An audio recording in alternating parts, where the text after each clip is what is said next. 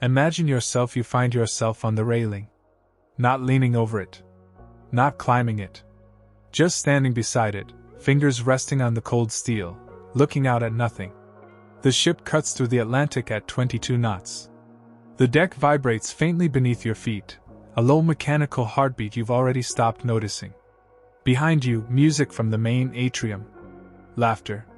The clink of glasses. The whole bright machinery of celebration, operating exactly as designed.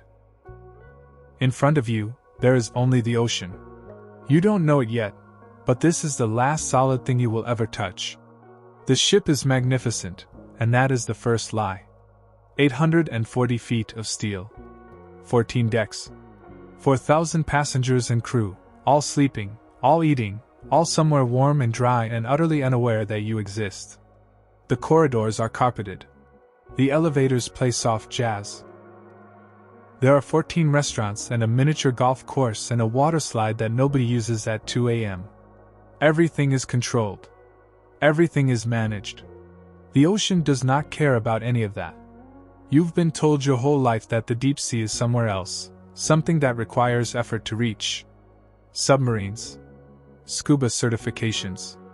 Expensive expeditions. It is not here, in a place with room service and a loyalty points program. But the water below you right now is 3 miles deep. The railing you were leaning on is the only thing that existed between you and it. And that's when the realization hits you, you are no longer touching the railing. The first second is almost peaceful.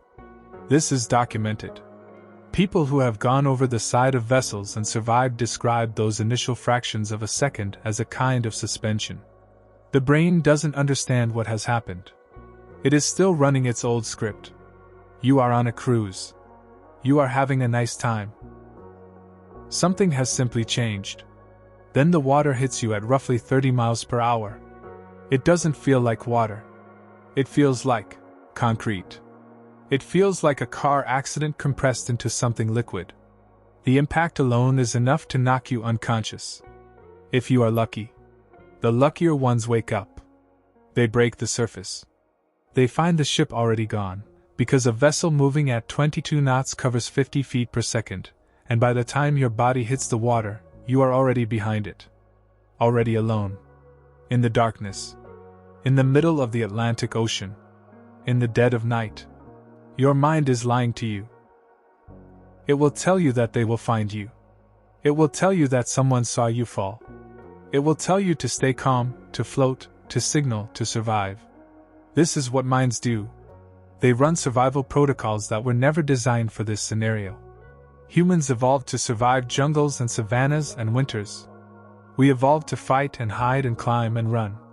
We did not evolve for 3 miles of open ocean at 2 a.m., with no landmarks and no sound except the water and our own breathing.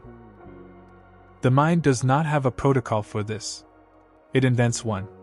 And the invention feels like hope. Understand what the darkness actually means. It is not the darkness you know.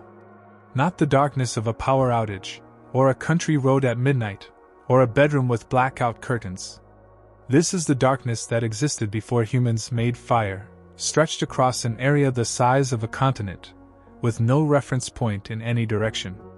Above you, stars you cannot use.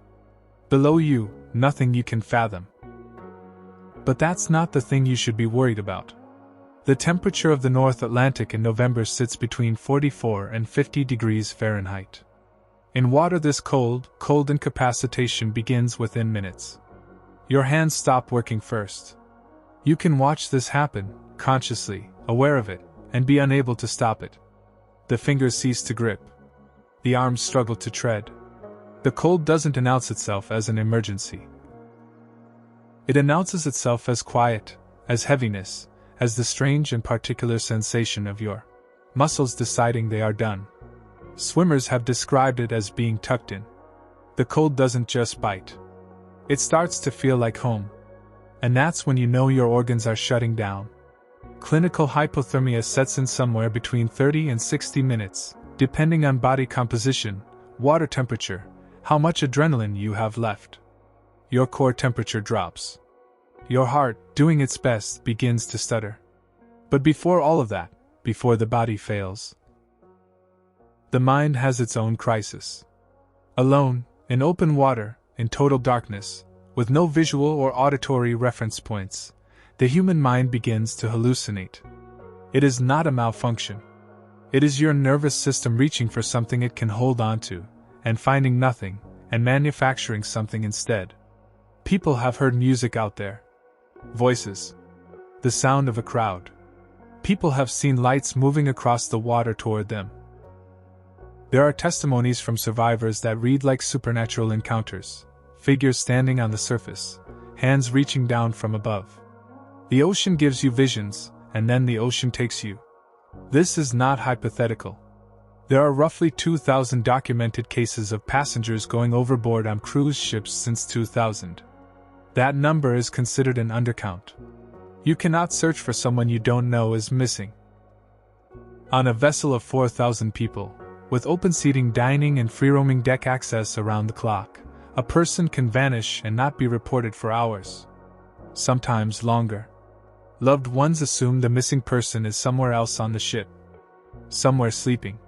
Somewhere busy. There are people who went overboard and were never classified as overboard. They remain, in official records, as missing persons. Their files contain no water and no ocean. Just a name, a cabin number, a last seen timestamp that cuts off somewhere in the night. The sea does not return them. The sea does not explain. And even if you were found, imagine the scenario as optimistically as possible. Someone sees you. An alarm is raised within minutes. The ship slows and begins to turn. A full-speed ocean liner takes roughly 4 miles to complete a U-turn. A rescue boat is launched. Crew members scan the water with searchlights. You are a human head in the North Atlantic at 2 a.m. The swells, even on a calm night, run 2 to 4 feet. You bob and disappear with every wave. The searchlight sweeps. It catches white foam, dark water, the 1,000 false shapes that a rough sea makes in the dark. It catches everything and nothing. The official window for survival in these conditions is roughly 90 minutes from point of entry. By the time the ship completes its turn, a significant portion of that window is already closed. And your mind is still lying to you. It is still telling you that you hear an engine. That the light you see is real. That someone is coming. Here is the truth that the ocean has always known. We built ships to cross it because we could not accept it. We built them large and bright and loud, full of music and food and the specific distraction of other people, because the alternative was to sit quietly and acknowledge what was beneath us. 3 miles. 200,000 feet of water, stacked. Creatures down there that have never seen light. Pressures that would compress a human body to the size of a fist. An environment so perfectly hostile to human life that we cannot survive in it for even 2 hours. And we sail across the surface of it in our floating cities, eating shrimp cocktail, playing miniature golf, leaning on railings in the dark. Every ocean liner in the world crosses the void on a razor edge. On one side, everything we build to keep us safe.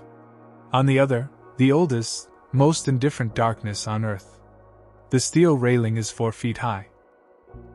Somewhere out there right now, a ship is moving through the dark. Its lights glow warm against the black water. Inside, people are sleeping.